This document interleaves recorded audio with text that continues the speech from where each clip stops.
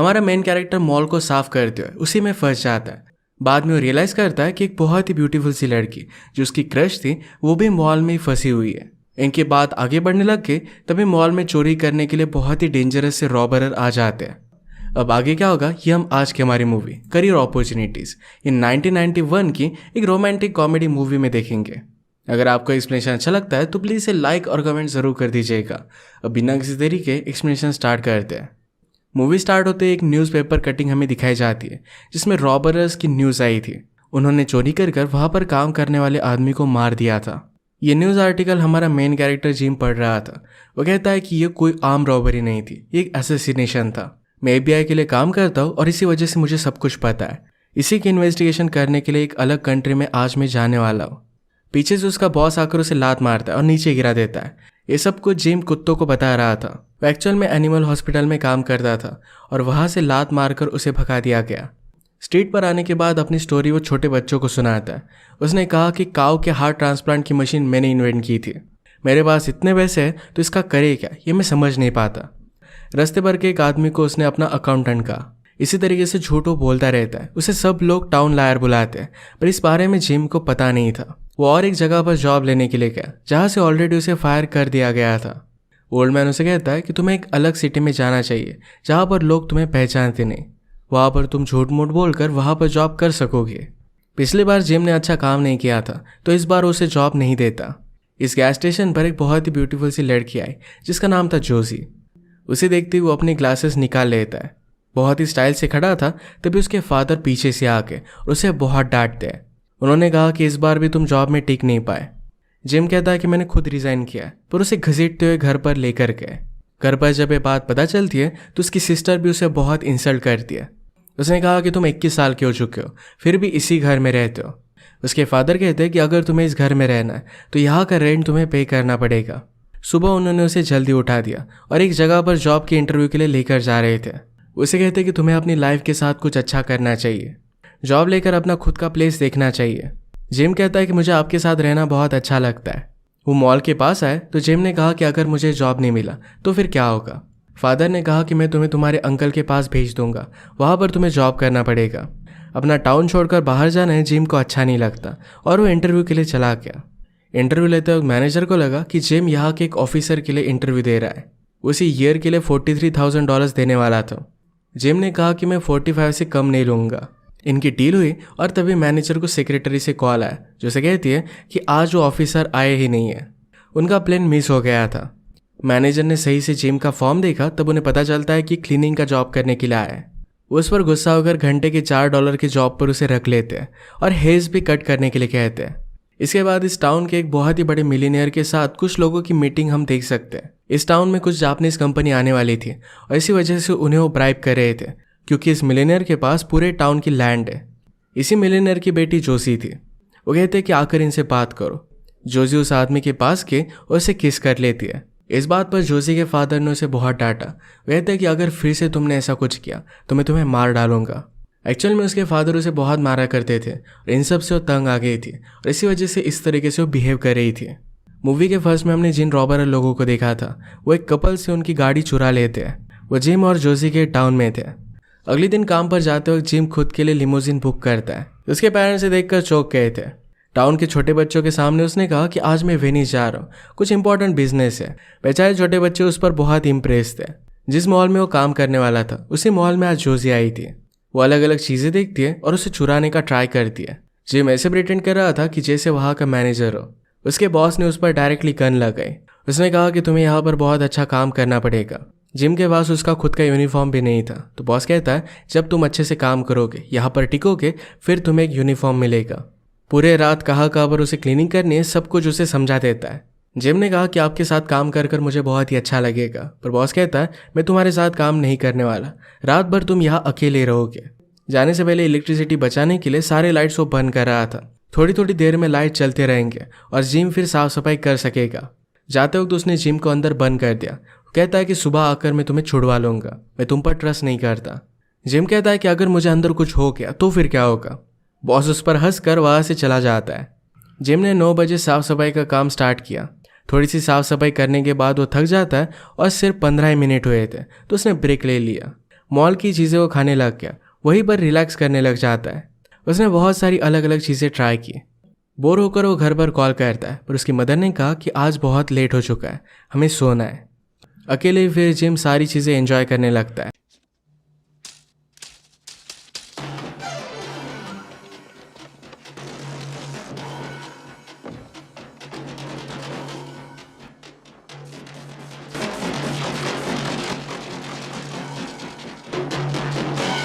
Father को लगता है कि यह सब उनका ही फॉल्ट है, उसे अच्छी तरीके से प्रोडक्टिव आदमी बनाना चाहिए था।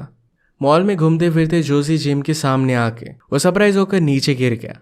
इतने टाइम तक जोशी घर पर नहीं आई थी तो उसके फादर हर जगह पर उसे ढूंढने लग जाते हैं। उन्होंने पुलिस को भी इन्फॉर्म कर दिया था और दोनों साथ मिलकर ही उसे ढूंढ रहे थे। जिम ने पूछा कि तुम यहाँ पर कर क्या रही हो। जोशी ने कहा कि यहाँ से कुछ चीज़ें मैं चुराने वाली थी, पर मैं कन्फ्यूज हो गई।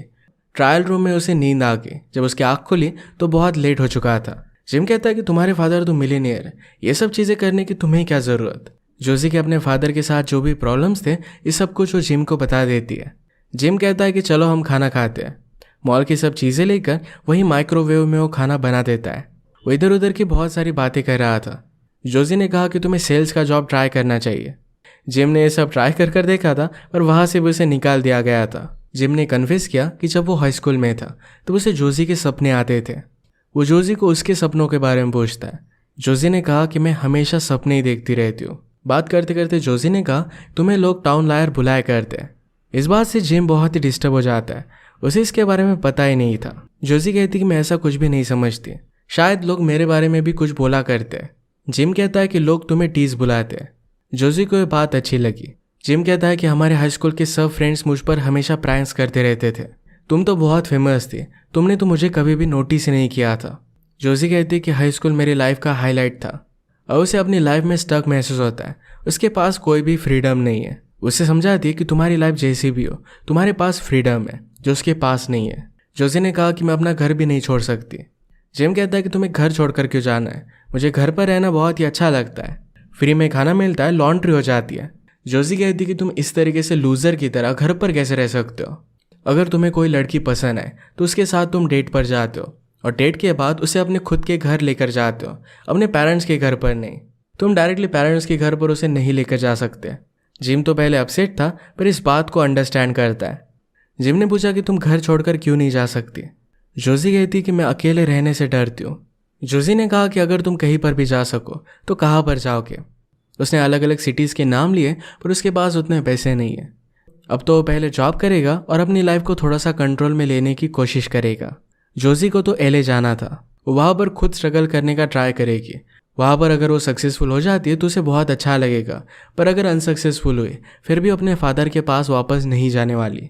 जोशी के प्रॉब्लम सुनने के बाद जिम उससे कहता है कि मैं भी तुम्हारे साथ आ सकता हूँ। निकलने के लिए पहले उन्हें कार लगेगी। जोशी ने कहा कि मेरे पास कुछ पैसे हैं। वो घर से $52,000 ये चुरा कर भागी थी। जिम इस बात से सरप्राइज था। जोशी कहती कि मैंने तुम्हें हाई स्कूल में नोटिस नहीं किया, ये सुधारने के लिए क्या मैं तुम्हारे लिए कुछ कर सकती हूँ। जिम कहता है कि होम कमिंग पर हमने 3-4 सेकंड के लिए डांस किया था, मैं हमेशा से चाहता था कि तुम्हारे साथ पूरे गाने पर डांस करूँ। जोशी कहती कि मुझे लगा था कि तुम कुछ और पूछोगे। जिम कहता है कि पहले हम डांस करते हैं, बाकी चीज़ें बाद में देखी जाएगी। ये अच्छे से सॉन्ग पर डांस करते हैं और करीब आकर इंटीमेट हो गए। जोशी को ढूंढते उसके फादर पुलिस के साथ मॉल तक आ गए। जिम से उन्होंने जोशी के बारे में पूछा। जिम कहता है कि मैंने उसे कल देखा था। थोड़ी सी बात कर पुलिस चले गए, उस पर थोड़ा सा भी शक नहीं करते।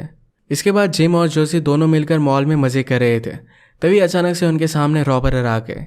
उन्होंने उन्हें क्रैश कर दिया और इसी वजह से वो बेहोश हो गए। जिम और जोशी मौके का फ़ायदा उठाकर वहाँ से भागने लग गए। उन्होंने मॉल के लाइट्स बंद कर दिए और चेंजिंग रूम में वो छुप जाते हैं। इन रॉबरर का नाम था नेस्टर और गिल। वो दोनों हर जगह पर उन्हें ढूंढने लग गए। चेंजिंग रूम में जिम के हाथ पर उनका पैर पड़ा। जिम थोड़ा सा भी आवाज़ नहीं करता। जब वो वहाँ से बाहर निकले तो नेस्टर उनके पीछे ही था। उन्हें लेटा कर वो क्वेश्चन करता है। जोशी उन्हें घबराने के लिए कहती है कि पूरा टाउन मुझे ढूंढ रहा है, सब लोग कभी भी यहाँ पर आ सकते हैं। नेस्टर और गिल ने इन पर बिलीव नहीं किया। जिम कहता है कि तुम लोगों को पता नहीं है कि यहाँ पर चल क्या रहा है। यहाँ पर एक बहुत बड़ी ड्रग की डील होने वाली है, जहाँ पर बहुत सारे गैंगस्टर इन्वॉल्व है। थोड़ी देर में वो यहाँ पर आ जाएंगे। अगर उन्होंने तुम्हें देख लिया तो तुम्हें वो मार डालेंगे।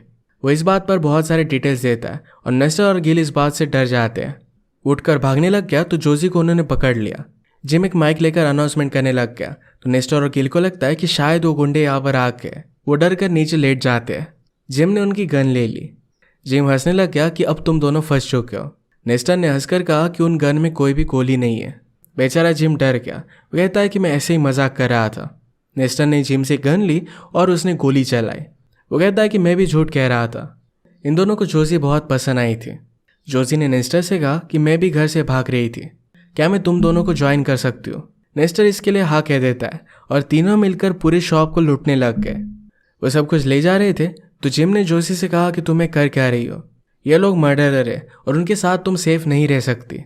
ये देखकर नेस्टर ने जिम को धमकी दी कि अगर इसके बारे में किसी को भी पता चला तो हम वापस आकर तुम्हें मार देंगे।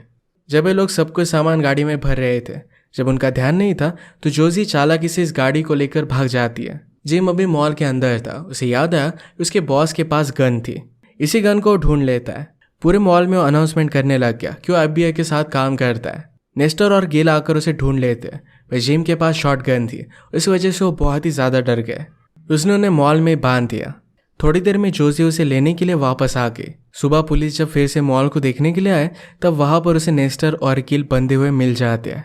उन्होंने एक कार बाय की, अच्छे कपड़े पहने। टाउन में जिम ने गाड़ी रोकी और बच्चों के सामने उसने जोशी को फ्लेक्स किया। इसके बाद वो लॉस एंजलिस चले गए और दोनों के बहुत मज़े थे। इसी के साथ ये मूवी एंड हो जाती है। अगर आपको ये फन और लाइट हार्टेड एक्सप्लेनेशन अच्छा लगा तो प्लीज़ इसे लाइक और कमेंट ज़रूर कर दीजिएगा। बहुत सारे मूवीज़ लेकर आते रहता हूँ तो प्लीज़ इस चैनल को सब्सक्राइब कर दीजिए और बेल नोटिफिकेशन आइकन दबाना मत भूलिएगा। हम फिर से मिलेंगे और एक नए मूवी के साथ। तब तक के लिए थैंक यू और आप अपने आप का ख्याल रखिए।